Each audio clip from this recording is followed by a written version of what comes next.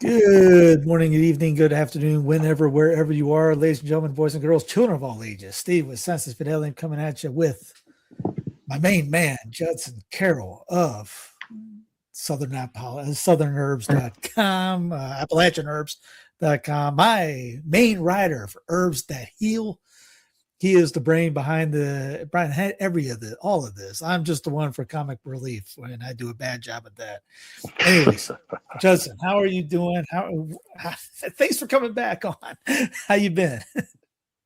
Yeah, pretty good, pretty good. No, I think, yeah, in the book you do you play the Jerry Lewis. On the show, I usually do the comic relief. But yeah, it's been a crazy week. I tell you what. Yeah. You didn't break your hand over smacking a tarantula like you did a couple weeks ago, right? No, just had like a 200-foot pine tree fall, and I'm like missed my bedroom by a few feet. So the guardian angel was definitely looking out for me there, and I'm just trying to clean up this mess. There's never a dull moment in your life. I don't have any things like we don't have any king cobras crawling through our area. We don't have any. You got trees coming at you, and we don't have trees. I might have I may have a flower that lands on me outside. I don't have a tree that I have to dodge. Oh man, I'm telling you, I guess it was like 4 a.m. Big thunderstorm came through, and I could hear the wind and the rain. I woke up and suddenly like a bomb went off. I mean, it was just boom, and looked outside, didn't see a thing because there are no lights or anything. Next morning, my mailbox is flattened. I mean, it just like. Okay, so when the guys came out and cut it up, they said, you need to go buy a lottery ticket.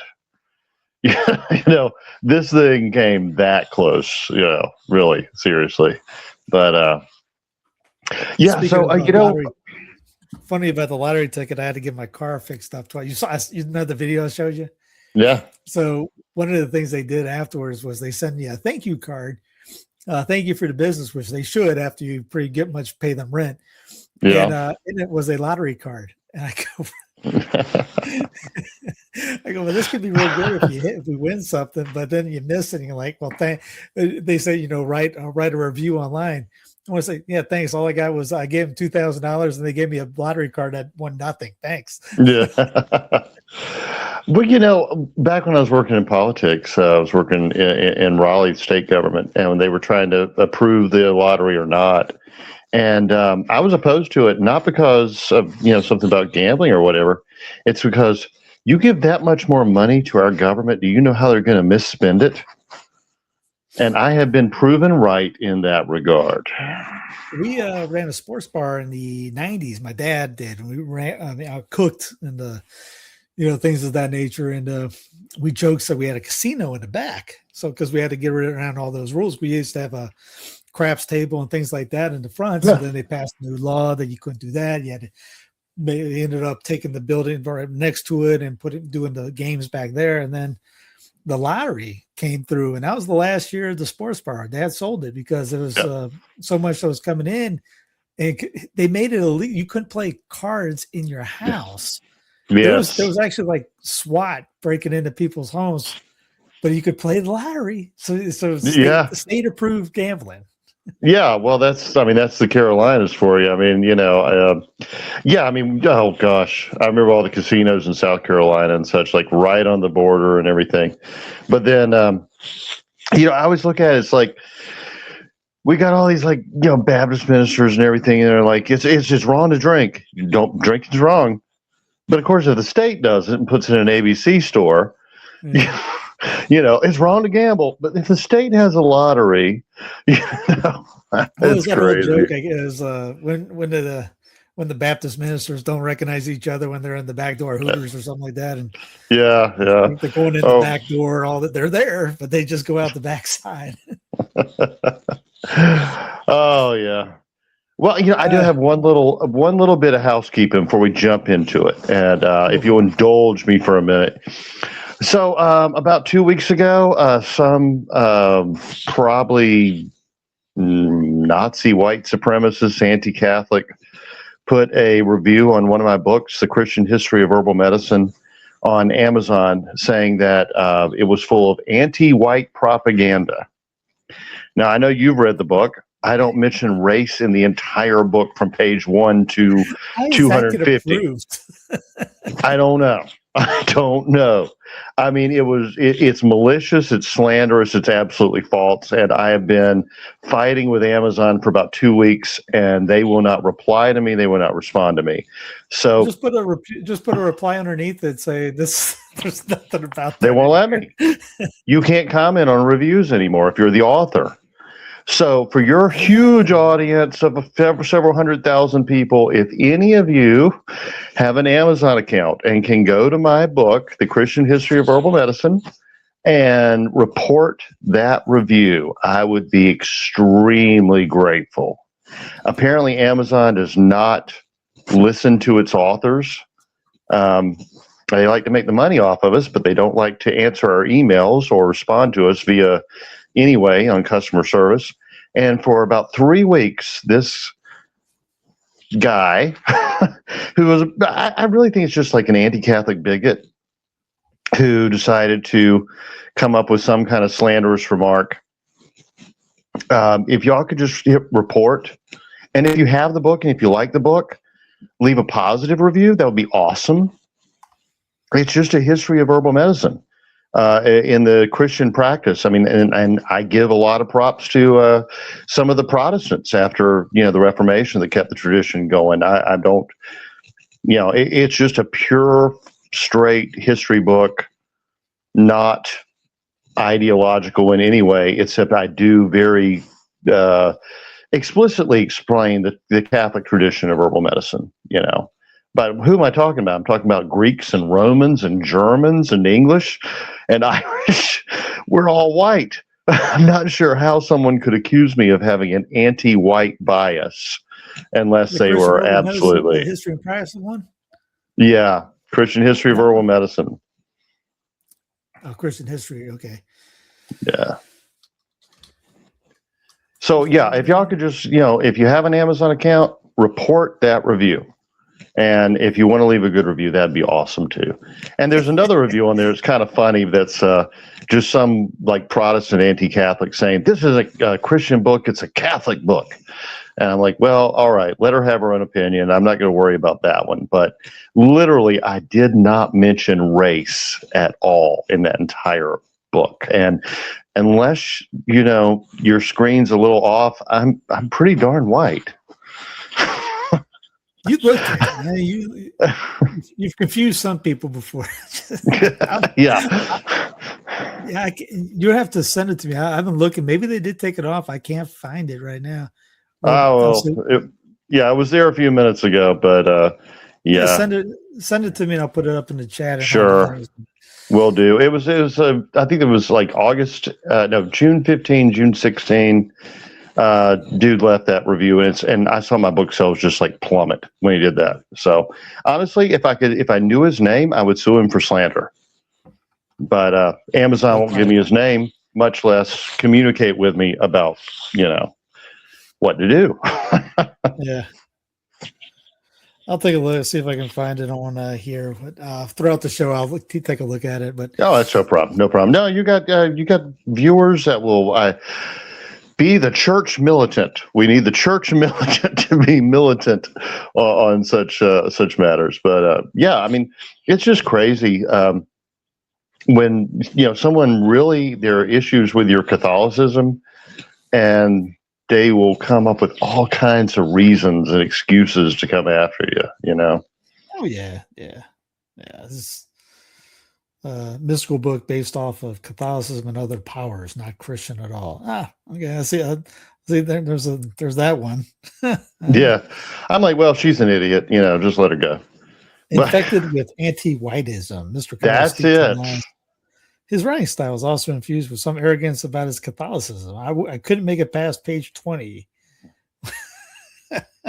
Yeah, and I even went back and read the first 20 pages, and it's just like, God made everybody, and herbal medicine's available to everybody. And I mean, I'm serious. I don't mention race. I don't know. I mean, that's a head scratcher for me. Anti-whiteism. So that's a new one right there. Yeah, Steve, we're anti-white. I got to tell you. I mean,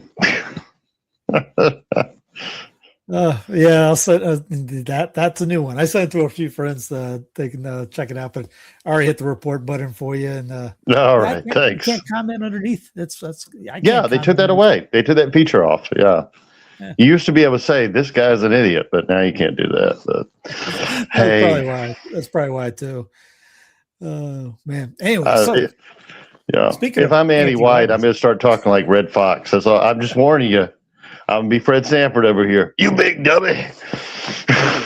I hear you. I hear you. So this one's for the ladies in the Okay. audience. So you wanted to do a whole show just on women's issue, and you ask, and you shall receive. So here we are.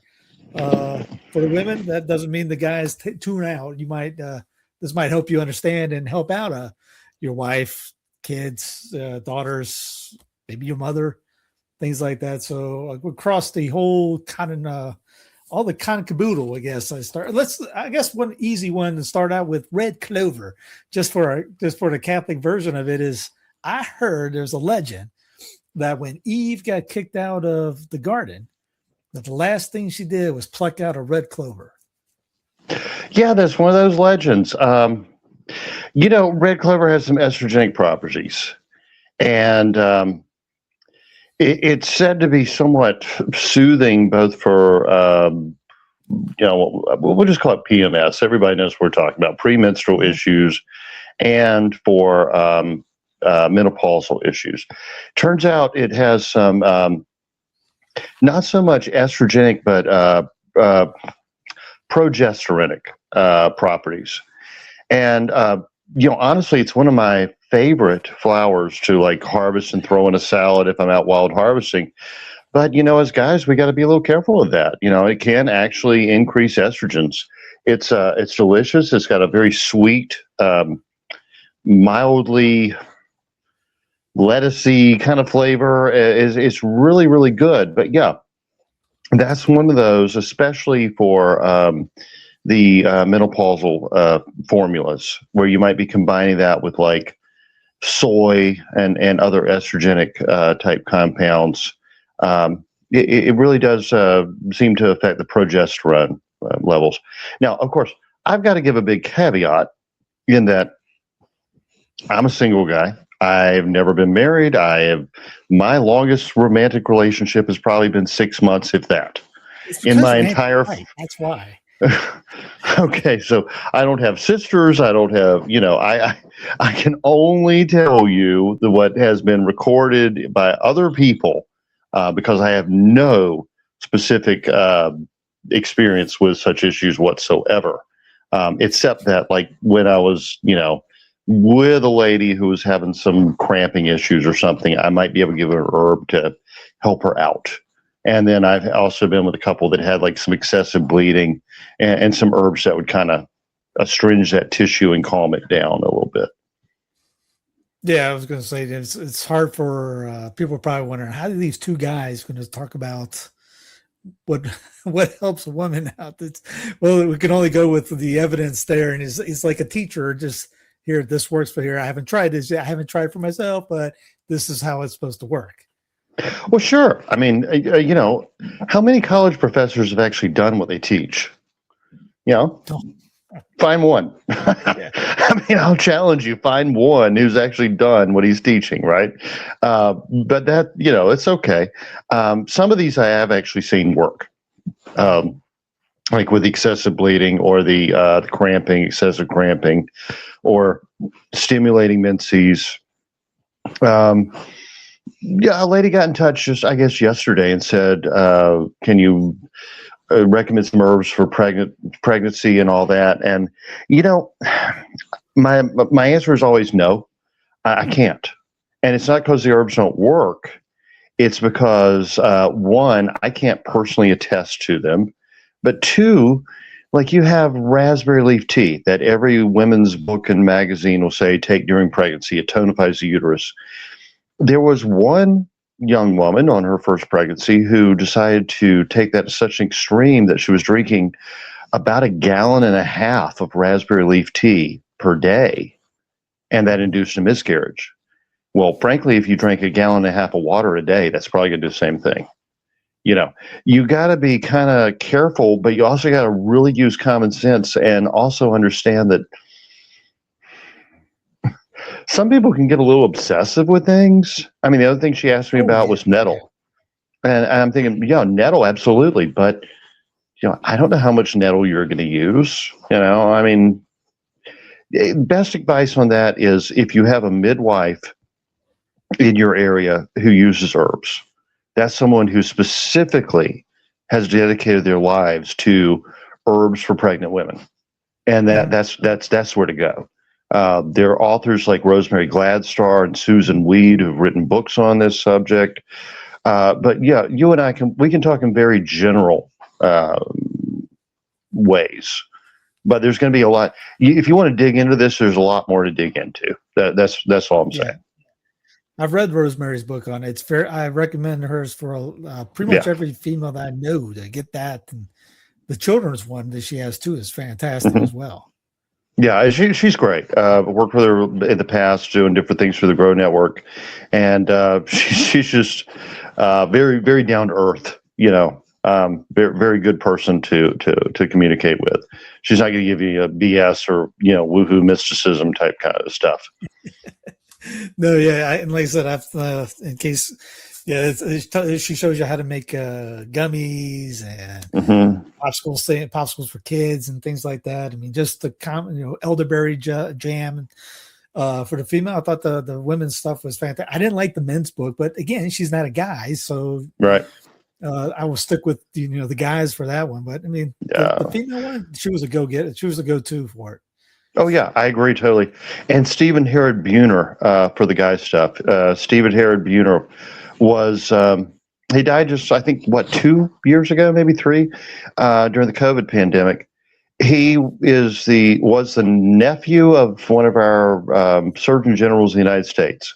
Very educated, very old family, very serious guy who was a bit of a hippie. To put it bluntly, but. Became an herbalist, and he wrote some of the best herb books ever. I mean, they are so researched. He's got footnotes in there, and yeah, his books for men's health. I doubt they'll ever be surpassed. Kelly said she got the book at her parish bookstore. That's cool. I didn't know we'd be in a parish bookstore.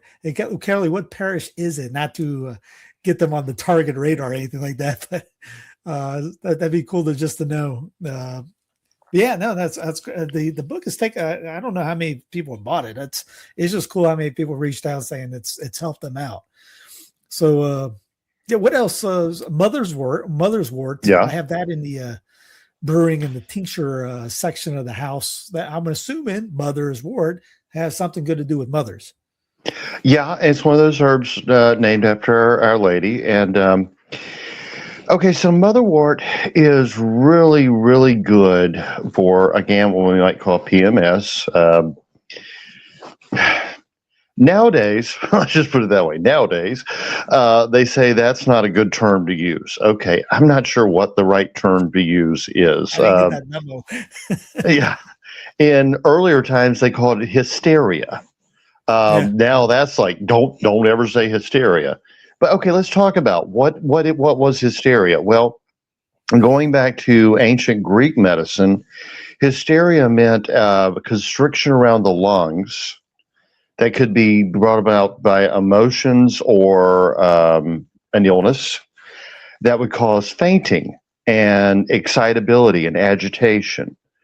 So I'm going to say the 1700s, that term hysteria had been used to completely change, didn't have anything to do with the lung condition anymore. It had to do with agitation, emotional upset, shorter breath, and explosive emotional reactions. And perhaps, well, no, we won't say perhaps. The fainting part of it actually became because women were in corsets. And these Yeah. corsets they used to make from whalebone, and they would strap themselves in like this full body girdle, except for the breasts, and literally squeeze all of the breath out of their body so that if they took a breath, they fainted. Okay. Now, you can blame men for a lot of things, but women's fashions in that regard, I don't think you can blame us for. Okay, you wanted to have tiny, tiny little waists, so, and you fainted. So that became hysteria. Okay, but as far as the politically incorrect side of it goes, there are a lot of emotional issues and a lot of physical issues that do come along with hormonal changes for both men and women. We don't really talk about it much for men, but I mean, I remember being like, 14, 15 years old, and I was like downtown. I saw a building. I'm like, I'm going to climb that. Oh, that's not a sane thought. Right? I mean, that's not a sane thought at all. Next thing I know, I'm scaling up gutters and I literally climbed the building like Spider-Man. That was nuts. All right. That's a hormonal influence, and women can have hormonal influences as well, of course. So hysteria is now called PMS, and I don't even know what we're supposed to call it anymore. But it comes in various forms, and is especially an issue in, preteen, early teenage girls, into college, when they're experiencing emotions, anxiety, and physical pain, obviously cramping and such as that they haven't experienced before. So we have a lot of herbs through time that have been used to deal with that, what I would call a spectrum of symptoms.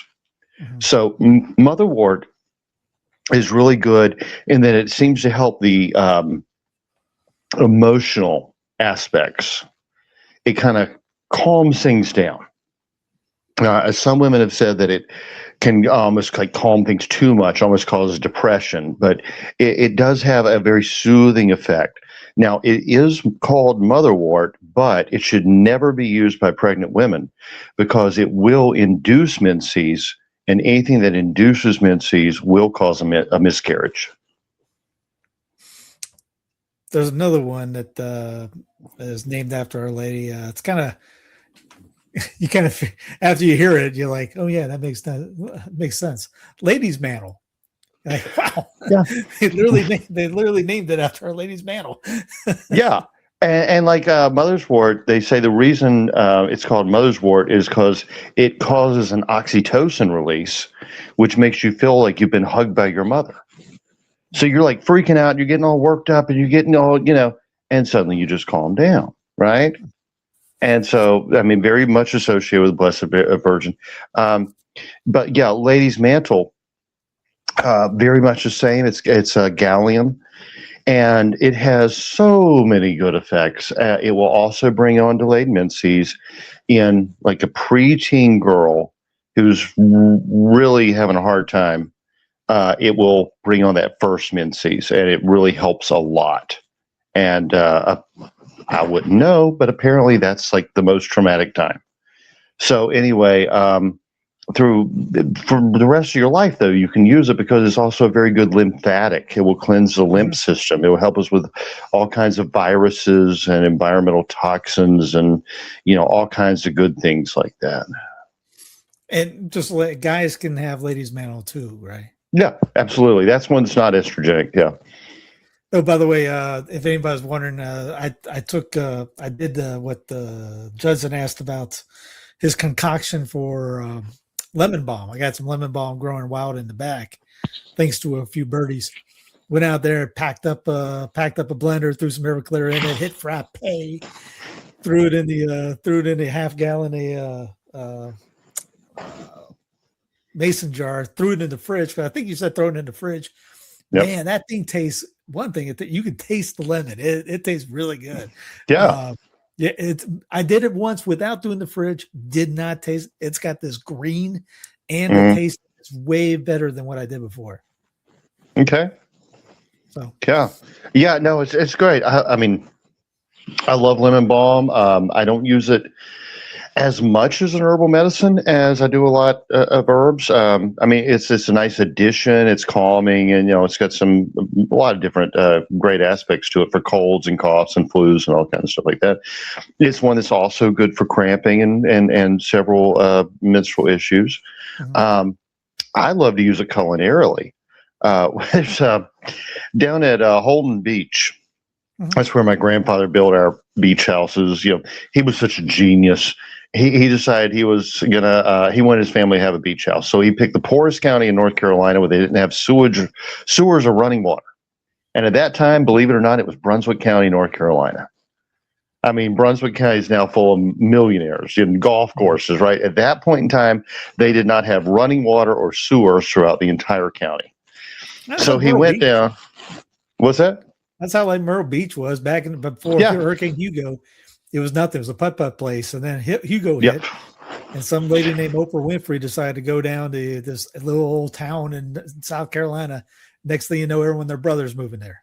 Oh yeah, and the Gatlins and all that stuff. Yeah, but he went down there. He bought some land. He set up a sawmill. He built one house on the Intercoastal Waterway, sold it, paid for everything, built another house on the Intercoastal Waterway. Well, years later, family sold the place after I'd grown up there.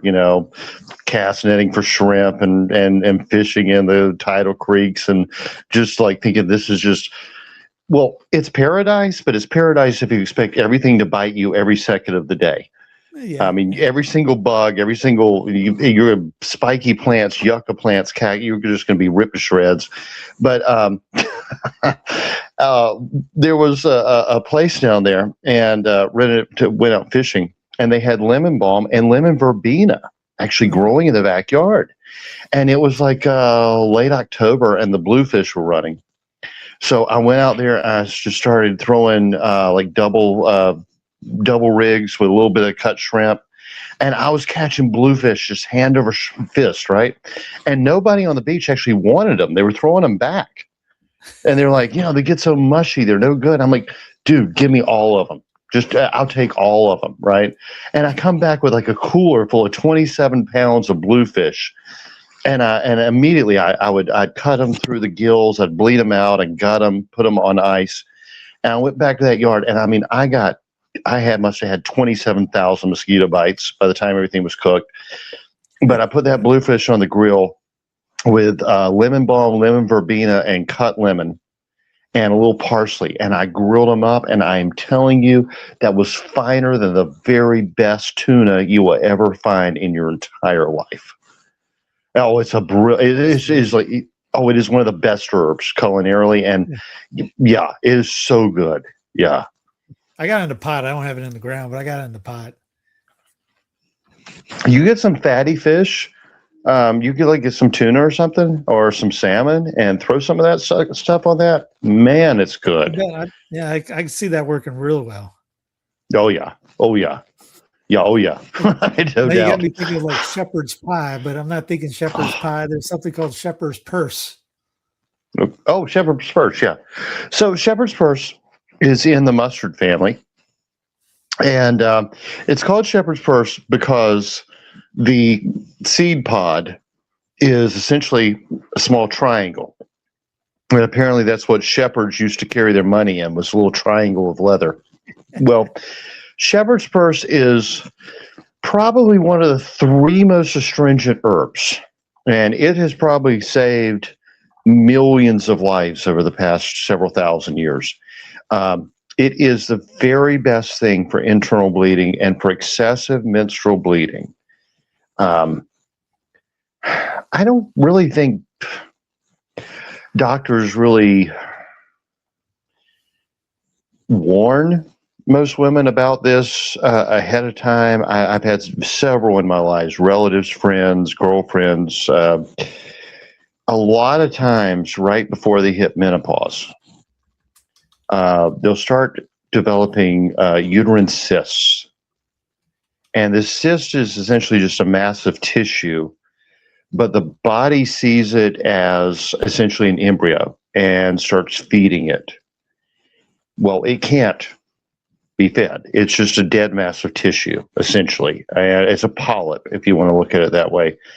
And they start having heavier and heavier periods. And several I've known have almost bled to death.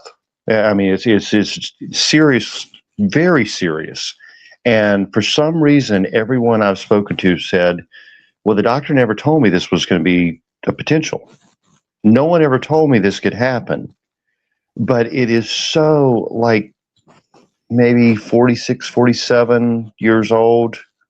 Suddenly the period gets very, very heavy and longer, and each cycle longer. And if you don't do something to stop that bleeding, you can literally bleed to death. So for centuries, shepherd's purse has been a tea or a tincture that will astringe that tissue and help control that bleeding. I mean, there's a story of the woman in the Bible that had 12 years bleeding or something, right? I mean, and for some reason, no one talks about this, and I don't get it, because it's like, if you walk in the doctor's office, they said at age 47 your toe's going to fall off. Well, you'd be thinking, well, there's a good chance of it, right? Well, I'm going to look out for that, but for some reason, they don't tell them. Yeah. So shepherd's purse is fantastic. Fleabane, sage, yarrow, bugleweed, basically anything we've talked about before for bleeding or internal bleeding, but shepherd's purse is the go-to. And some people have said, we talked about the doctor's signatures before, about how God may have put a little sign in a plant, that little triangular shepherd's purse could look like an ovary if you thought about it in the right way. Yeah, I can see that. Yeah.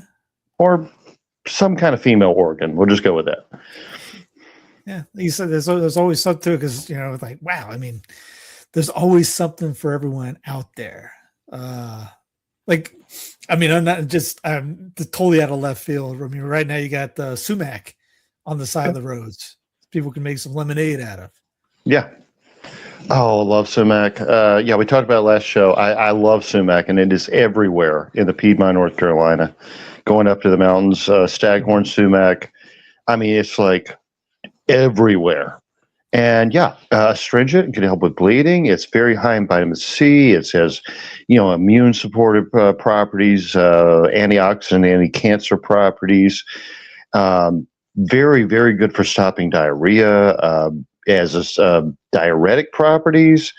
And it's one of those people just, cut down with a bush hog or spray with, Roundup. And it's fantastic. Yeah, I'm waiting for it to stop raining and give it a couple of days so I can grab some to make my own. Now I finally see it, and it's like, now it can't stop raining, because if you're listening at home, you can't. The water takes away the good stuff. Yeah, it does. It dilutes it. So absolutely, yeah. That's when you want to harvest like lemon balm on a hot, dry, sunny day, and you're gonna get the best out of that. Yeah. So what anybody in the chat? I know there's some females out there. What are some female questions you got, and see if there's an answer for it. And what we had a lady earlier ask about, or no, he said comment. Anna, I don't know anyone that works with herbs in Ecuador. Do you know anybody, Judson? Not in Ecuador. No, I'm sorry, I don't know anyone in Ecuador. But that doesn't mean you can't get any. You could probably order from Mountain Herbs and things like that and get it shipped to you. Or I'm sure most everything we're talking about would grow in Ecuador. Yeah, it really should. It's a very temperate climate. And I have seen documentaries where they do have a lot of indigenous herbal knowledge in Ecuador. Maybe a little woohoo. You may have to go to a witch doctor, but remember, God made the plants. You don't really have to worry about who's selling them to you. Yeah, true. Yeah, say some prayers over it, get it blessed. You're fine. Hey, Ecuador that was a Catholic nation, so could always reinvent and redo the Catholic herbalist idea in Ecuador. Might bring some people back. Ask Garcia Moreno for some help with that one. Our Lady Perpetual, Our Lady of Good Success, all over that one. What else? Do we have anything to prevent strokes? Oh boy. Well, see, stroke can be caused by so many things. It can be a weakening of the capillaries, the arterial lining. It can be a high blood pressure. It can be a sudden change in elevation. I mean, we don't really think about that, but if you were like an astronaut and you went, with those G forces, you can have a stroke. We, fly around a lot these days, and flying in a commercial airplane can induce a stroke or, several things, aneurysm, phlebitis. It's just that change of pressure is really very hard on the arterial linings.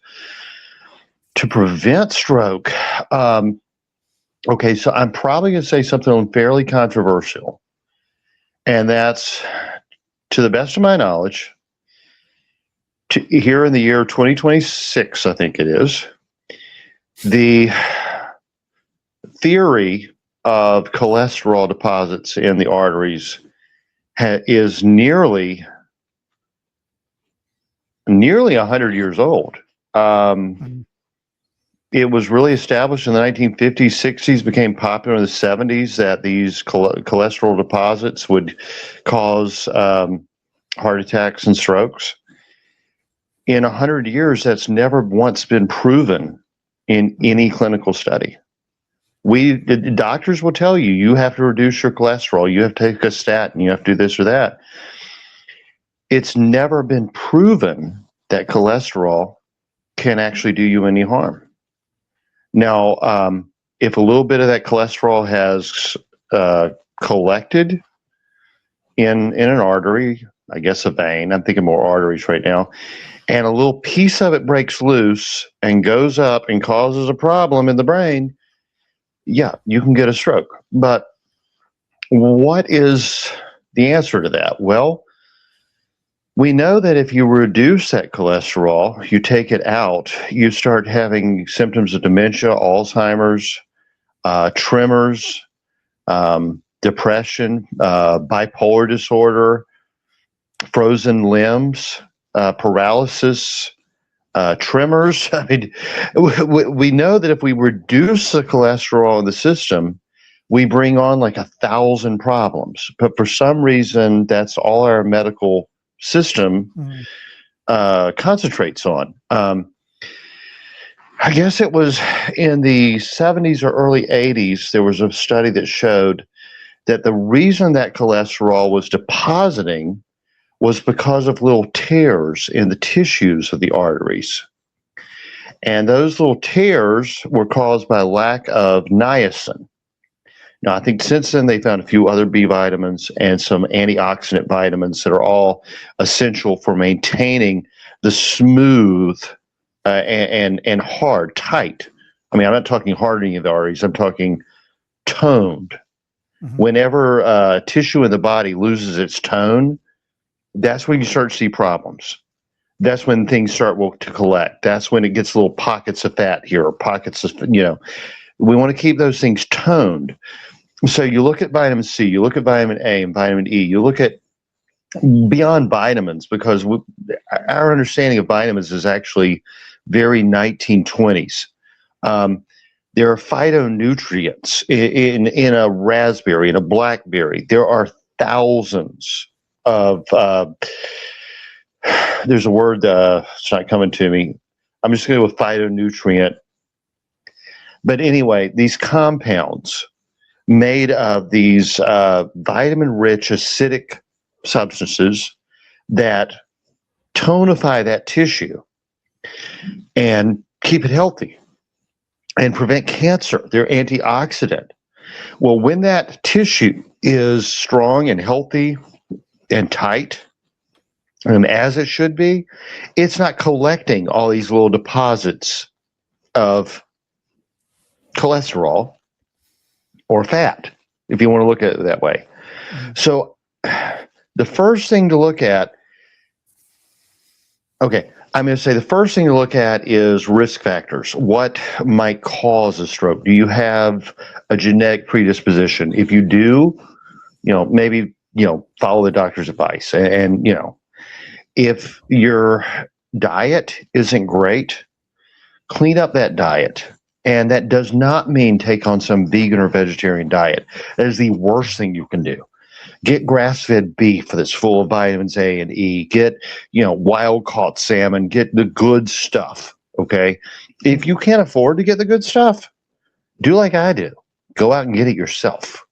Go fishing, go hunting, become a trapper. What's the only thing probably more hated in America than a Catholic? It's a trapper. And Justin's a Catholic trapper, so look at this. He's number one on the list. Exactly. I mean, if you grew up on Disney movies, you probably think traps are these horrible, cruel devices. They're not. They're actually built to be the most humane way of taking an animal possible, short of just like shooting it in the head. I mean, literally. I mean, okay. I could go off on a huge tangent, but I mean, people think that like hunting is immoral and trapping is even worse.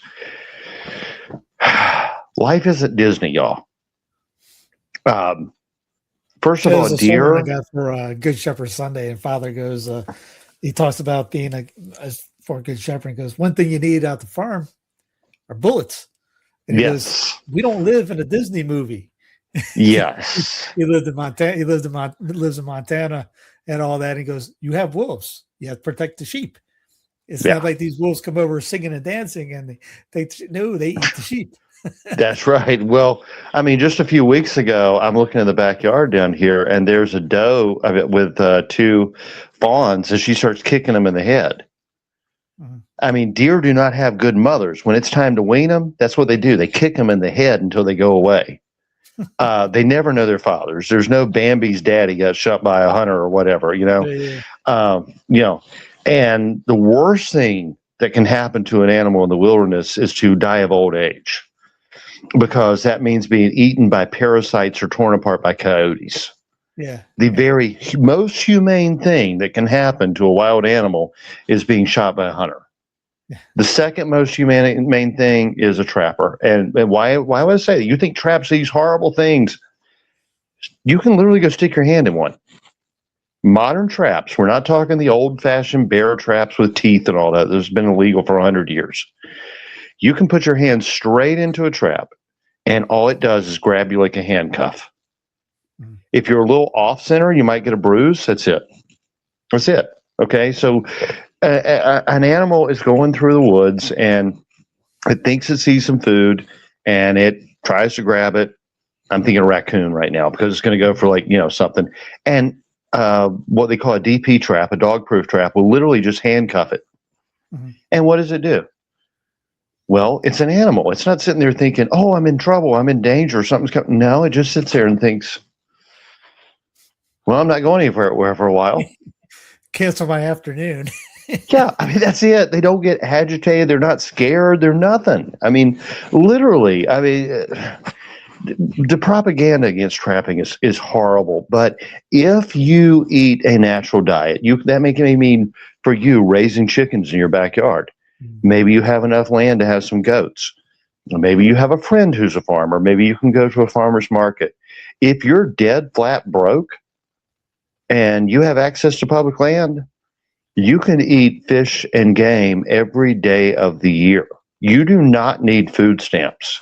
You do not need SNAP. I mean, unless, okay, you may have a disability. I understand that. Okay. But if you're between 16 and 70 and you're normally abled, just about anywhere in the United States, I mean, even if you're out, shooting pigeons with a pellet gun, you can eat a darn good diet that's going to be really good for you. And there are not that many excuses. I mean, like I said, George Herder said, I've said this so many times, people don't die for lack of food, they die for lack of knowledge. Mm-hmm. But if you get that good diet, you get all those good essential oils, the omega-9s, the omega-3s, the omega whatever. So you're not having those processed food. You're getting the vitamins and minerals that are in real food. You're probably not ever going to have to worry about a stroke or a heart attack, anything to do with cholesterol, unless you have an issue with a genetic predisposition, which makes your capillaries your capillaries fragile, or there are certain autoimmune type conditions which will cause a predisposition to artery clogging. Usually niacin is the answer to that. Beyond that, manage your stress. Manage your stress. Dr. Sam Bailey had a video on that the other day on cholesterol. And how would Hawthorne Heart play into that? Yeah, Hawthorne would be really good for a lot of reasons. Hawthorne is good for the blood pressure. It's good for the heart and all that. There are so many sedative herbs. There's valerian, there's ashwagandha, there's skullcap, there's the lemon balm we talked about. But, there's also just a matter of not, how would I put this in an inoffensive way? You and I are very calm people, right? We don't really care what other people think about us or what they're saying about us, and we don't really get worked up a whole lot. It's part of the Southern trait. Yeah, and also being self-employed. And we just don't have to give a crap. I know when I did work for other people, it could be very stressful. I mean, I remember my first job out of high school, I was flipping burgers, and we'd do like 2,000 orders in 1 hour. And it was just like, women do tend to get really into the interpersonal stuff. So-and-so said this, or she should have done this, or he should have done that. Most men will usually say, could you keep that to yourself? I just want to go have a beer and be left alone. If we could all kind of take that step back, I mean, it is actually Catholic doctrine not to gossip, not to talk about people, not to hold their worst day against them. Kind of give everybody the benefit of the doubt and not, I think Father Sparago said, not be looking out your windows at your neighbors. I think the world would be a whole lot better place with a whole lot less stress. Oh yeah. And for guys, if they usually get back to the land in a sense, and you don't have to get a 38,000 acre, thing. I mean, I'd be happy with one. I'd be happy with 2 acres. Yeah, and I was out, I had the tree fall in the yard, and I was out cleaning up all day. I mean, I'd fill up a trash can. It's been raining, right? So just fill up the trash can with the cuttings. It was a good 150 pounds. And I'm carrying that to dump it into the bin and over. And I was so exhausted, I couldn't cared about anything. By the end of the day, I could not have cared about anything. But I also will say it is often helpful for guys to have a healthy way to blow off steam. Yeah. It can be just getting together and having some fun. Sometimes it could just be a good fight. I mean, sometimes we need to punch each other in the face. There's nothing wrong with that. I mean, for women, I know it's different, but for guys, I mean, literally sometimes you just need to, get together with your buddies and challenge somebody and and see what happens. I mean, sometimes you just have to blow off some steam. That's just all there is to it. We're built that way, and there's nothing wrong with that. No, you're right. If you go in the garden and you just start looking at things, you're not worried about all this other stuff going on. You're worried about, hey, what does this melon look like? Is it almost ready? What is that on? What's that crawling on my tomato? Why is my strawberries not coming in too well? Do I need the water? Do I not need the water? Do I need to do this? Oh, there's always 1,000 things. Yeah. No, that's the gardening is the gift that keeps on giving forever. You'll never master it. Doesn't matter how long you live. I love Thomas Jefferson. I mean, his diaries are fantastic about his gardening. He was constantly learning something else, constantly trying something else. And you have to remember that was during the worst point of his entire life. I mean, he'd been president. He was essentially abandoned by his family at that point, dead broke, because he felt like he had to entertain everybody. So he had all these European diplomats coming in and drinking all his wine and, eating all his food. And what did he do? He starts philosophizing and gardening. You got to love it, right? Yeah, apparently he had some pawpaws. I think everybody had pawpaws. So then finally got some leaves on those back in the back. I'm happy to see that. What back to the women? What other feminine issues? I mean, there's not to get crude. If you need, say like the world's going to, and there's nothing coming in the grocery stores, cowboy toilet paper helps, right? Yeah, go some mullein. The first thing, really, okay, so what I haven't done in a while, but I like to do plant walks. I like to take people out and teach them. And I always keep with me a tincture of Gelder Rose Cramp Bark by Burnham. Let me get a sip of water here. So, I'm where I live is 15 minutes from a big college town. So a lot of times when I'm taking people out, I'll have a lot of girls out there. Maybe I shouldn't say girls. I don't even know what's right anymore. 18 to 21, and more than likely, one or two of them is going to be having some cramping issues, right? And just on any given day, we're going out. And so I keep a little viburnum. That is called cramp bark because it will stop any kind of cramping. It doesn't matter if it's a Charlie horse. It doesn't matter if it's a neck cramp or menstrual cramping. And that is absolutely the top.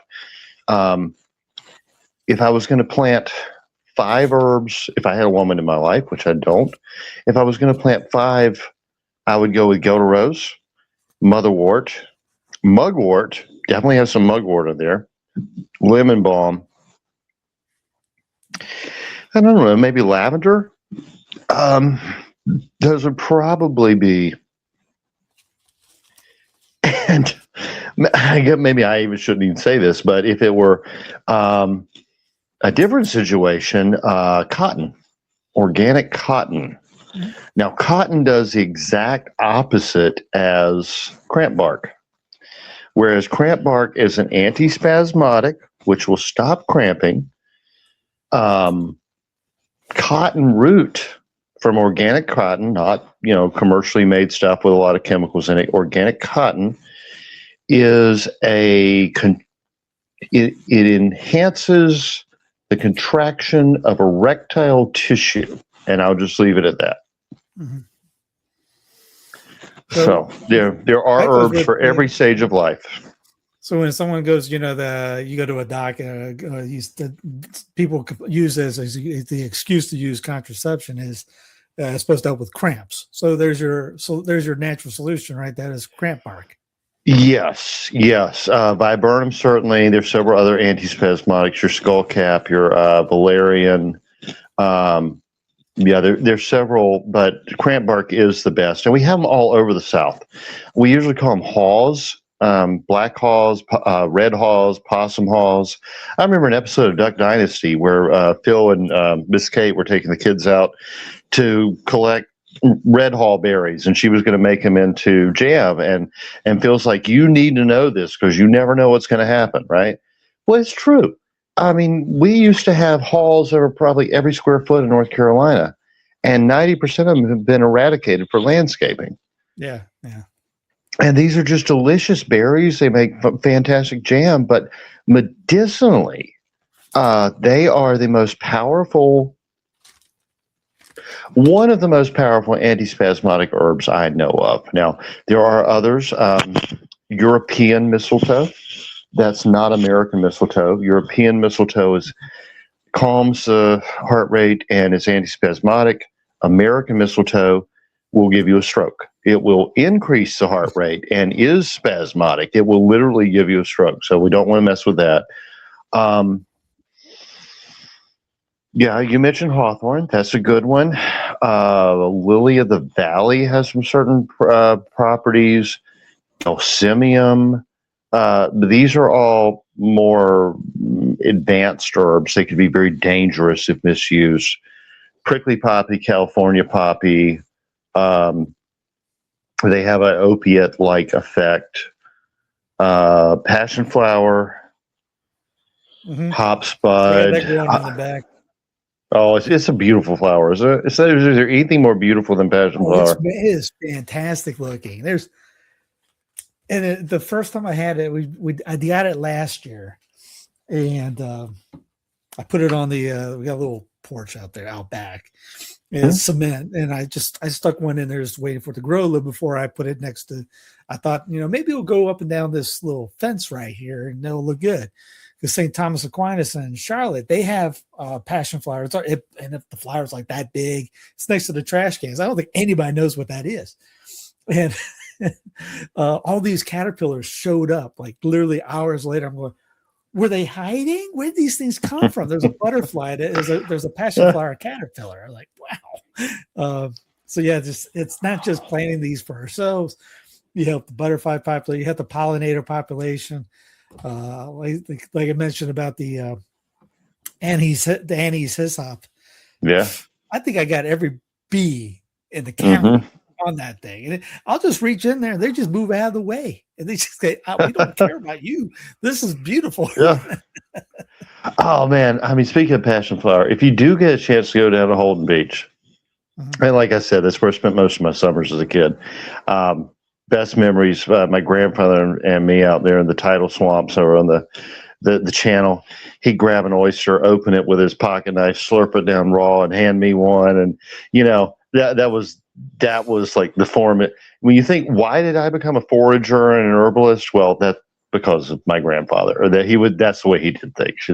He's like, man, I mean, I don't even know what all we ate down there. And I mean, and back home in Bladen County, out in the swamps, it was, and all over his property, he planted every single kind of fruit and nut tree there was. And I mean, he was permaculture before permaculture. So it was always, grab something and eat it, grab something and eat it. It was fantastic. But there is a little trail. There's a wetlands area down, like Holden's Beach is so overdeveloped now. I mean, it literally went from being like 30 people there in December to, one of the most populated areas in North Carolina now. Yeah. But there's this little wetlands area, this little tidal, and they got this great trail that goes down there. If I remember correctly, so if you're going down the main road there in Holden's Beach, there's a little street called Starfish. Go down to the end of Starfish, and that's the beginning of this little park. I can't remember the next one over from that. It almost came to me. But then it goes out for probably a few hundred acres. And it's this tidal swamp, salt swamp area. And it's probably one of the most wild trails in North Carolina. Last time I was down there were alligators walking around right beside me. There were snakes crossing the trail in front of me. There were deer coming out and peeking at me, and foxes running away. I mean, it was great. There were eagles all over the place. Eagles like crazy down there. Pelicans and everything. But there are tons of elderberries and hawthorns and such that probably the settlers brought in. They're all over the place. But there are passion flowers. Passion vines. You can walk through and you can just pick passion fruit. And like nobody knows about this place. I mean, everybody that lives there is like 90 years old from New York. You can go down there and you can just spend the entire day picking passion fruit, eating berries, and depending on the whatever they call it of the day, they put out the proclamations or whatever it is, you may have tons of oysters and clams and mussels and crabs, or you may do like me and show up on the wrong day and get arrested. come back with 5 gallons of oysters and clams, and the SWAT team comes down on you, and you have to go down to the courthouse. But they might break some bones, which leads us to the next question we got is anything beneficial for bone health was just diagnosed with osteoporosis. I'm thinking lamb's quarter right off the bat. yeah, lamb's quarter right off the bat. Certainly nettle. Yeah. No. Yeah, definitely some nettle. Get the and shepherd's purse. Shepherd's purse is actually very high in the minerals. Docks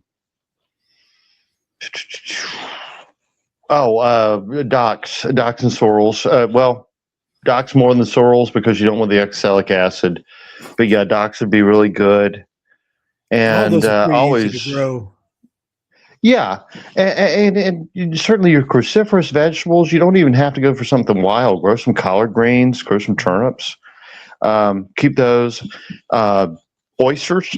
Oysters are full of zinc and magnesium, calcium. Mussels be fantastic. Actually, I was really pleased to see. I walked into a Food Lion. One of our North Carolina grocery chains here, and they were carrying the Polar brand of cod liver in cod liver oil. Yeah. And I was like, what? It's like nobody in North Carolina is going to be eating this. I'm going to be the only one buying this, right? But it's smoked cod liver and cod liver oil. That stuff is so full of minerals and anti-inflammatory. It's so good for you. And it's really good to the kids because they suck at eating. Okay. Well, this is like Jewish deli food, and suddenly it's showing up here in North Carolina, or like some Swedish thing, And I was like, man, all right, I'm going to enjoy this. I bought myself a few cans. I'm going to make some bagels from scratch, and have some smoked cod liver and cod liver oil. I never thought I'd have a chance to eat that in North Carolina. I hear you, Melanie. You're just tuning in about the leg cramps. We just got over leg some cramping ones. Ray Hawes, cramp bark. Just rewind this about 10 minutes. We talk about the cramping part right there. But did she say delayed, by the way? Leg cramps, yeah. Oh, leg cramps. Okay, so a lot of the mint family. You were talking about the lemon balm, peppermint, spearmint, basil, even oregano. A lot of those can really help. Good. See what else. A couple more before we run off. Scalp problems. I'm thinking rosemary. I don't think I got what was the question again? What's good for scalp problems, flaking, raw, nasty stuff for women? Yeah, rosemary's good. Sage is fantastic. Sage probably a good go-to. Evening primrose. Yeah, that'd be a good one. Mm-hmm. Flax would be a good one. Flax oil. I mean, I don't mean just a raw seed. All you guys are throwing questions in right at the end. I was ready to roll. PTSD, anxiety, depression, so mental health. So we did a show on that before, but just a review. We'll do a whole show on this one, I'm sure, in the future. But okay, so you're going to want to look at PTSD in a spectrum, and is not only a spectrum. I mean, it's in how you're experiencing it, but in a spectrum of what's coming at you, if that makes sense. Anxiety, you got to calm the anxiety. So we're looking at valerian, we're talking about ashwagandha, skullcap, passion flower, hopspud, a lot of things we talked about before. Might want to look at wild daga. There's one that's right on the tip of my tongue. I'll probably come back to it in a minute. For the fuge state specifically, that's when things are falling apart and you cannot keep it together. There are 3 herbs that are particularly good. When we think about it, why did most of our boys coming back from World War II smoke like freight trains? Well, nicotine does have a certain psychological effect. This is probably the least strong of the herbs I'm going to mention for the fuge state, but When you're having trouble keeping it together, a lot of times a cigarette and a cup of coffee can go a long way to help it. It's comforting. It's focusing. Nicotine will focus the mind, and it does actually help a lot. That's why we use that a lot in shock. Okay. There is an herb called Passflower anemone or windflower anemone. It is somewhat caustic and toxic. You would not want very much of it. But when things are starting to fall apart, when things are spinning out of control, a drop or two of the tincture diluted in water so it doesn't burn your throat because it is caustic can kind of pull things back together. Most times I would say that's an herb that should be used by professionals. It's a very strong herb with toxicity. If you were to, and I would say, don't just take my advice on this, research it, learn how to use it, okay? But many people have said that when things are just fragmenting and breaking apart, or they're just losing it, they're that close to losing it, right? They're that close. Couple of drops can help pull things back together. Okay. And then labella, very much like tobacco. Labella and tobacco are like one little molecule different in their chemical makeup. That taken as a tincture. Now remember, you take too much labella, just like too much tobacco, you're going to throw up.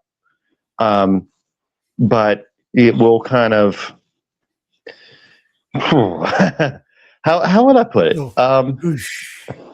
Yeah, it does. And Steve, have you ever been a tobacco user? I've done cigars. I've never did cigarettes because I didn't like the. Well, you got problems with the new stuff because of the rat poison in there. But Yeah. I told you I'm growing yellow tobacco in the back for make my own down the road. Yeah, and that's definitely the way to go. But what I was thinking of, okay, so I started smoking a little bit in high school, chewing tobacco, playing the baseball, and I developed a very high tolerance to it. I mean, I could probably smoke a whole pack of Marlboros and it wouldn't affect me much at all. Somebody else could smoke one and they start throwing up, right? Mm-hmm. Well, there is this like combination of tobacco and alcohol. You've had a couple of drinks, you have a smoke, and for like 30 seconds, you're gone. Okay, for like it's like that. I mean, it's not like this. Like you're not like really high. You definitely don't want to be driving if you experience this, right? But for like 30 seconds, you're just like flying, and then you come back down to earth, and you take a break, and it's like, all right. And see, if you're in like an argument, or if you're getting like ready to fight, or if you're being in a really bad place, and you've had 2 or 3 drinks, and you have some tobacco, if it hits you just right, you're like, you checked out for 30 seconds. Mm. I can't really explain that. I think anybody who's an ex-girlfriend of mine said it's what they call in California nicked out. You're nicked out. It's just this really, it's an effect of the nicotine on the brain, and for like 30 seconds you're blissed. You're just like, and then you come back to yourself. Mm-hmm. If you're in that state where you're about to break, and you can check out for 30 seconds, it may not be the healthiest thing to do. It may not be. I don't even know what the church would say about it. I don't know. We're not supposed to try to get purposely intoxicated, right? But there is like it's the most brief, like 30-second, your brain turns off, you feel good, and you come back, and you're like, well, these things aren't so bad after all. Mm-hmm. Now, I'm not going to classify that. I'm not going to recommend it. But I'm going to say, if you're at that point where you're about to lose it, I mean, if you're about to take a gun and start shooting somebody, if you can take a minute to walk outside and have a smoke and a drink and it resets you, I don't see anything wrong with that. No, we got a question on not TikTok, Instagram. I think they're both the same. I forget both of them mostly. Anemia, low iron. What was quickly? We got some. I think nettle would help, wouldn't that? Yeah, absolutely. Nettle's the go-to, and interesting. Shepherd's Purse will be right behind it. Very good. All right. Well, I appreciate everything again. I think everyone in the chat, I'm watching it. I'm trying to read and talk at the same time. No one's saying anything else in the chat. Anyway, Little Daisy, thank you for the kind words, by the way. I appreciate that. So yeah, we'll do another one next, I guess in 2 weeks. We'll try to do 2 weeks. And, sure. On kids, right? I think that's the next one we're thinking of doing. Hey, you'll have to run the show on that one. I got none. Well, you know what I mean? We'll talk about stuff that's good for, because parents, what can parents do for their kids? Yeah. But and if anybody wants to loan, here's some elderberry. Here, they're like little duckies. Yeah. Just pop them over them. And if anybody wants to loan me some kids in the next 2 weeks, I'll teach. I'll take them to the park and teach them about herbs. And Anno Domini says, let's do one for men. We kind of have. We haven't stopped really, but I guess we could dedicate one to just men. I guess. I mean, sure. Yeah. We can talk about some prostate issues, and I think testosterone, things like that. Yeah, being politically correct. That's about all we can talk about. Yeah, I mean, full disclosure, like Rosemary's Book. I mean, basically after testosterone, and then it gets into the other stuff that you see during football games that they're trying to push. I'm like, hey, right. Really, some of that looks a little sketchy these days. A little sketchy. Yeah, it's not like there's a lot on there for us. I mean, I think it goes back to me thinking there's a conspiracy about the watermelon seeds that you don't find the seeded watermelon, and that's supposed to be the best thing for men, the watermelon seeds, and you can't find that. That's right. Store. Unless you pine pollen, pine pollen, nettle seeds. I mean, there's a lot of stuff, but it's just like. Yeah, it's like here's my man Christ. He's all about these Twitter spaces. He keeps telling me to do one. If you get Judson on a Twitter space, I don't think he would get off it. Anyway, thanks everyone for showing up and well, let's just say all that again. The book's underneath the show notes. Go to Judson's Amazon page and smack around the one guy for a second. Anyways, we'll see y'all in a couple of weeks. Judson, thanks a lot, man. If there's a game, I don't think the Braves are on tonight, but they were winning when I came on here. They were up 2-1, but we'll see once we check out. Well, have a good one, man. Appreciate you as always. Yeah, have a good one.